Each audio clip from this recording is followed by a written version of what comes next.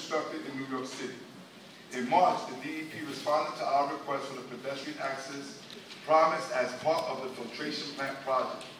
The agency's report, which was 2 years in the making, only offered consideration of a 3-day pedestrian access pilot 2 years from now. While I understand the security concerns, I believe that those concerns can be addressed well enough to allow for the public access to the Jerome Park Reservoir. I ask DEP here tonight to embrace its neighbors as a resource for even greater security by permitting our seniors and other community residents to enjoy leisurely strolls, parents with children to take entertaining walks, and the more athletically and health-conscious inspired members of our community to jog around the perimeter of the reservoir.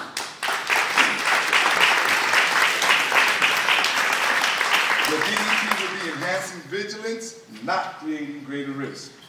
The DEP even allows boating and fishing throughout the reservoir system. Why can't Bronxites enjoy the perimeter views of the Jerome Park Reservoir? The DEP's report casts a shadow of doubt on the agency's sincerity to fulfill their commitment of pedestrian access along the perimeter of the reservoir.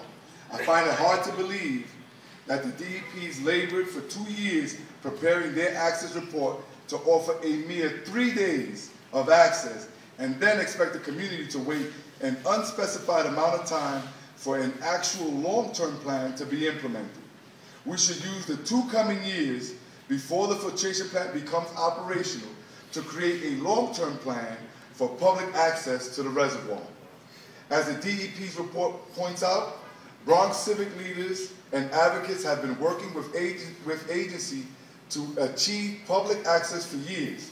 The Jerome Park Conservancy was created in the mid-1990s for the very purpose of advancing plans for access.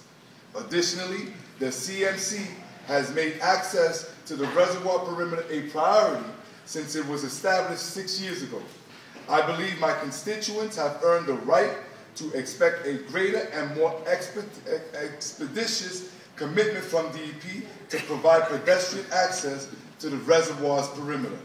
I want to recognize the Department of Parks and Recreation's plan to provide an enhanced jogging pathway along partial length of the adjacent parklands.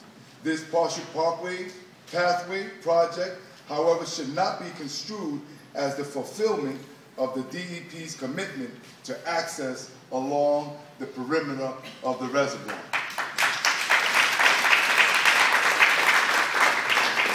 The restoration of these parklands are desperately needed and would benefit from the restoration of the natural landscape, including special plantings, more trees, and better maintenance of existing lawns and trees, and possibly some checkered tables.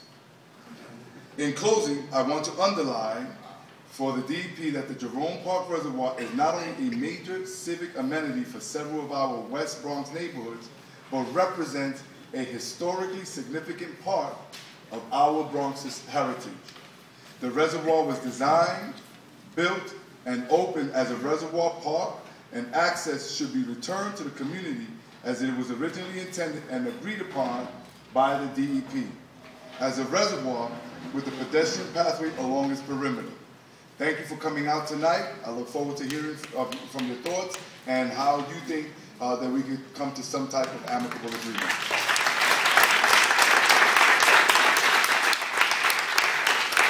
I want to start by calling up those elected officials who represent the area.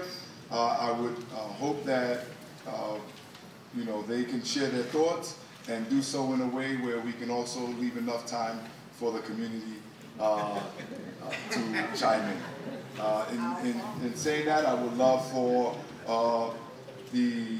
one of the members of the CMC, the local city council member, Councilman Oliver Coppell, to come up, please.